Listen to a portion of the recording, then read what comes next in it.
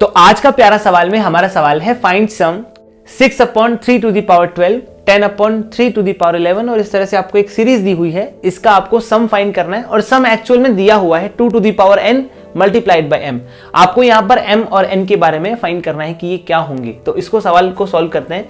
अब देखो इस सवाल को ध्यान से सब लोग। सबसे पहले हम लोग देखते हैं कि यहां पर जो नीचे वाला टर्म है, ये सीक्वेंस का क्वेश्चन है।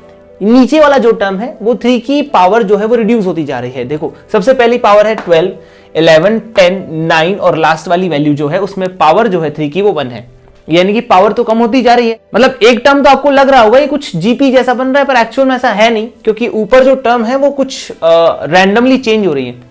यहाँ पे 6 है, फिर यहाँ 10 है। हमें लगा यहाँ 4 का डिफरेंस है तो आगे भी वैसे ही कुछ होना चाहिए, लेकिन वहां पर 10 का डिफरेंस आ गया, फिर 20 का डिफरेंस आ गया और फिर लास्ट में ये बहुत अजीब सा नंबर बन गया।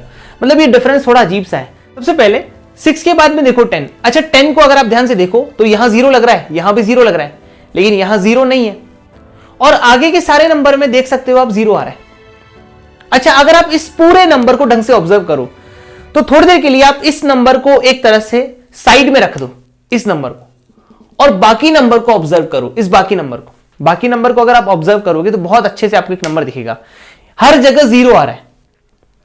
और ये जो नंबर है इसको देख के आप थोड़ा सा दिमाग लगाओ कि नंबर क्या बन रहा है। ये जो 1024 आपको दिख रहा है ना, इसमें से आप 0 हटा के सोचो एक बार।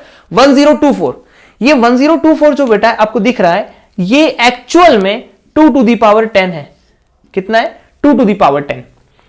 और जो शुरुआत के नंबर दिख रहे हैं ये है सबसे पहले, ये जो दिख रहा है ये 1, 0 को हटा के सोचो आप, ये बन रहा है आपके पास में 1, ये बन रहा है 2, ये बन रहा है 4, यानी कि 2 to the power 0, 2 to the power 0, यहां बन रहा है 2 to the power 1, 2 to the power 2 और इसी तरह से आगे जो है वो पावर 2 टू द पावर 10 बन रही है। इसका मतलब ऊपर वाली चीज में अगर आप 10 को कॉमन ले लोगे तो ये पावर्स अच्छी बन रही हैं और नीचे जो 3 की पावर है वो कम हो रही है, यानी कि अब ये सीरीज जो है वो थोड़ी ठीक दिखने लगी है।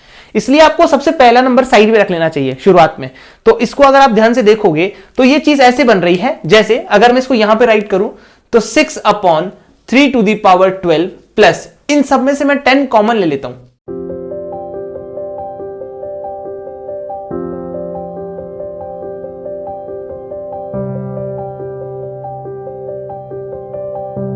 अब ये एक सिंपल सी इक्वेशन आपको दिख रही है, बीच में आपने कोई टर्म छोड़ी नहीं है। यहां 3 की पावर 11 है, 2 की पावर 0 है।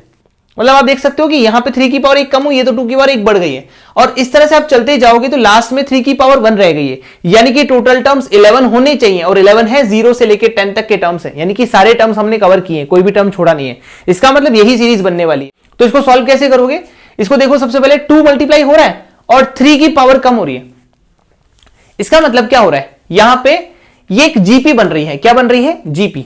अब कैसे जीपी बन रही है, इसको जीपी कैसे कंसीडर किया जाए, तो इसको जीपी देखने के लिए आपको क्या समझ में आना चाहिए, ये जो नंबर लिखा हुआ है इसमें आपने हर एक नंबर में 2 मल्टीप्लाई किया है और 3 एक कम किया है। 3 कम करने का मतलब है बेसिकली आपने 3 को ऊपर लगाया है। अगर आप 3 को भी ऊपर लगा दो, जैसे एक सिंपल सी सोचो, 2 की पावर 0 अपॉन 3 की पावर 11 में अगर आप 2 मल्टीप्लाई करो और एक 3 और मल्टीप्लाई कर दो तो 3 की पावर कम हो जाएगी और 2 की पावर बढ़ जाएगी, यानी कि ये नंबर जो है वो अगला आ जाएगा 2 की पावर 1 अपॉन 3 की पावर 10। ये जो नंबर है वापस आप इसमें क्या करो, 2 की पावर 1 अपॉन 3 की पावर 10 में आपने क्या किया, यहां पे 2 मल्टीप्लाई कर दिया 2 की पावर बढ़ाने के लिए और 3 मल्टीप्लाई कर दिया 3 की पावर कम करने के लिए। तो फाइनली ये बन जाएगा 2 square upon 3 to the power 9, यानी कि यही नंबर आ जाएगा। तो एक जीपी बन रही है जिसमें आपने बार बार ये नंबर मल्टीप्लाई किया है, यानी कि जो आपका कॉमन रेशियो है, कॉमन रेशियो कितना हो जाएगा बेटा? r का वैल्यू हो जाएगा, आपने क्या मल्टीप्लाई किया है? 6, और आपका फर्स्ट टर्म क्या हो जाएगा? आपका फर्स्ट टर्म हो जाएगा ये वाला अपॉन 3 की पावर 11। इसका सम निकालना आपको आता है, बिल्कुल सिंपल है।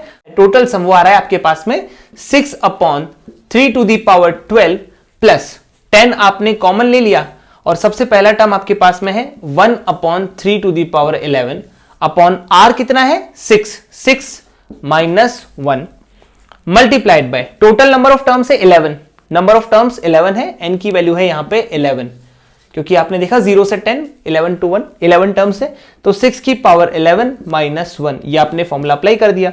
इसको सॉल्व कर लेते हैं। सॉल्व करने पर आपके पास में यहां बनेगा 5 से 10 2 टाइम्स कटेगा, ठीक है, तो ये बन जाएगा फाइनली, देखो एक बार 6 upon 3 to the power 12 plus 2 upon 3 to the power 11 multiplied by 6 की पावर 11 माइनस 1।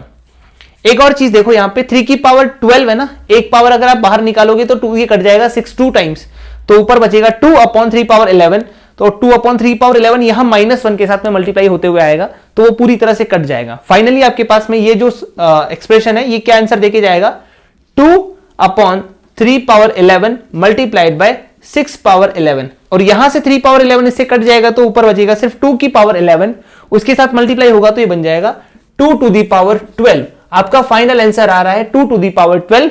और अगर आप इससे कंपेयर करो तो यहां पे 2 to the power n into m लिखा हुआ है, यानी कि n का वैल्यू कितना हो जाएगा, n का वैल्यू हो जाएगा 2 टू दी पावर 12 है, इसलिए n का वैल्यू आपके पास में आ जाएगा 12 और m का वैल्यू हो जाएगा मल्टीप्लाई में जो भी लिखा हुआ है वो 1, यानी कि ये आपका फाइनल आंसर आ जाएगा। ठीक है बेटा, थैंक यू।